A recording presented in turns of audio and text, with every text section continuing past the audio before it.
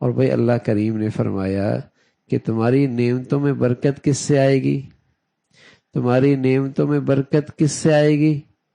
وَلَوْ أَنَّ أَهْلَ الْقُرَىٰ آمَنُوا وَاتَّقَوْا لَفَتَحْنَا عَلَيْهِمْ بَرَكَاتٍ مِّنَ السَّمَاءِ وَالْأَرْضِ۔ برکتوں کا راستہ ایک ہے، وہ کیا؟ کثرت نہیں، تقویٰ ہے۔ جتنا اعلیٰ درجے کا تقویٰ ہوگا اتنا ہی اللہ کی نعمتیں مبارک ہو جائیں گی۔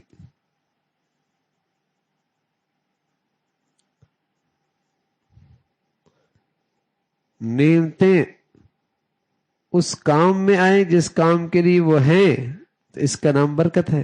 تو کس سے آئیں گے؟ یہ تقوی سے۔ نعمتوں کا نفع بڑھ جائے کس سے ہوں گی؟ تقوی سے۔ نعمتیں انتہائی کارآمد بن جائیں کس سے آئیں گی؟ تقوی سے آئیں گی۔ نعمتیں پائیدار ہو جائیں، ان کا نفع پائیدار ہو جائے کس سے ہوں گی؟ تقوی سے ہوں گی۔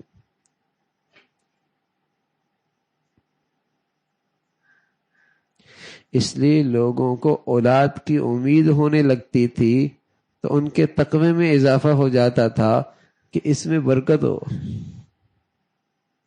اس میں برکت، اس میں برکت ہو۔ مال کمانے میں، اکٹھا کرنے میں احتیاط کرتے تقوی، تاکہ اس میں برکت ہو، ورنہ کس کام کے میاں آگ کے انگارے گھر میں اکٹھا کرنا کون سی دانش مندی ہے؟ تجوریاں بھر کے ساری زندگی چوکیدار رہنا کون سی عقل مندی ہے؟ مال کمانے، اکٹھے کرنے میں خواری اٹھانا اور پھر غیروں کے ہاتھوں میں تقسیم کر دینا، ڈاکٹر لے گیا، فلاں لے گیا، فلاں لے گیا، نہیں تو ساری زندگی بیٹھا رہا، اسے کوئی نہیں راحت و آرام ملا، دوسرے لوگ مزے اڑا رہے،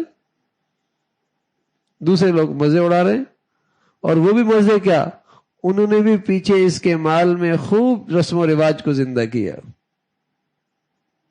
خوب گناہ کمائے۔ کس کام کا یہ مال ہے؟